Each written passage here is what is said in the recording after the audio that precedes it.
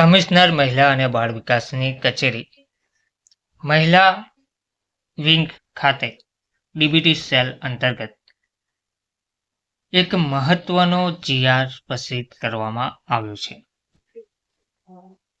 ગુજરાત સરકારના મહિલા અને બાળ વિકાસ વિભાગ દ્વારા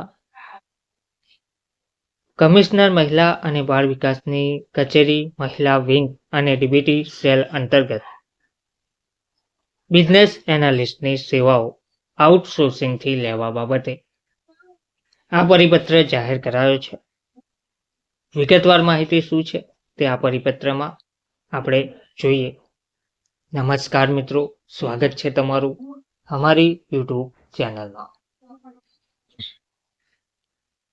મિત્રો, મહિલા અને બાળ વિકાસ વિભાગના વંચાણે લીધેલ ક્રમાંક 1 હેઠળના ઠરાવથી નિયામક મહિલા કલ્યાણ મહિલા અને બાળ વિકાસ કમિશનરની કચેરી ખાતે ડીબીટી સેલ અંતર્ગત એક સિનિયર MIS કન્સલ્ટન્ટ તથા અન્ય 2 ટેકનિકલ જગ્યાઓની આઉટસોર્સથી સેવા લેવા માટે મંજૂરી આપવામાં આવેલ છે.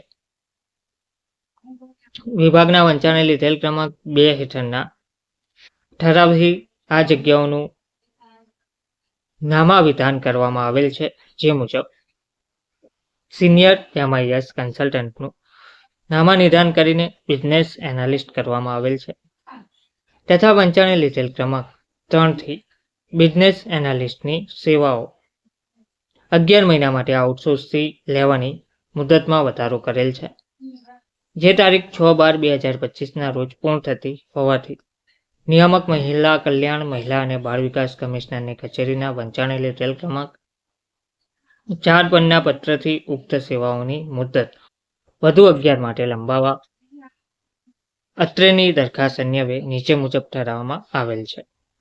ઠરાવ છે: નિયામક મહિલા કલ્યાણ મહિલા અને બાળ વિકાસ કમિશનરની કચેરી ખાતે ડીબીટી સેલની નીચે મુજબની જગ્યાઓ માટે સરકાર માન્ય એજન્સી મારફતે આઉટસોર્સથી સેવાઓ લેવાની આથી મંજૂરી આપવામાં આવેલ છે.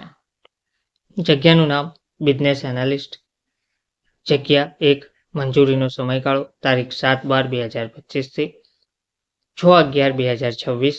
પ્રસ્તુત ઠરાવ આ વિભાગની સરખા ક્રમાંકની ફાઇલ પર નાણાં વિભાગની તારીખ 6/3/2025ની નોંધથી મળેલ મંજૂરી અન્વયે પ્રસિદ્ધ કરવામાં આવેલ છે. ગુજરાત રાજ્યના રાજ્યપાલશ્રીના હુકમથી અને તેમના નામે મહિલા અને બાળ વિકાસ વિભાગ દ્વારા આ જીઆર પ્રસિદ્ધ કર્યો છે. આ જીઆર કમિશનર મહિલા અને બાળ વિકાસની કચેરી મહિલા વિંગ ખાતે ડીબીટી સેલ અંતર્ગત બિઝનેસ એનાલિસ્ટની સેવાઓ આઉટસોર્સથી લેવા બાબતે જાહેર કરવામાં આવ્યો છે. ધન્યવાદ.